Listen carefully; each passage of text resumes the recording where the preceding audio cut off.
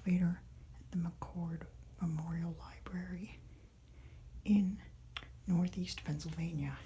Case 59's elevator. This is a Dover Oildraulic elevator with impulse fixtures. Rather stiff buttons. I went for a replaced one recently. Dover. Go up to one, which is the adult library. And here you go up. Installed by Seelar elevator, probably from Erie.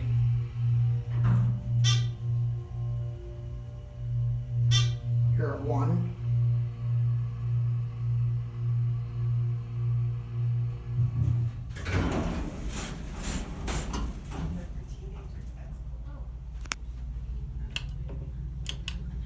Going back down a lower level, which is a children's library.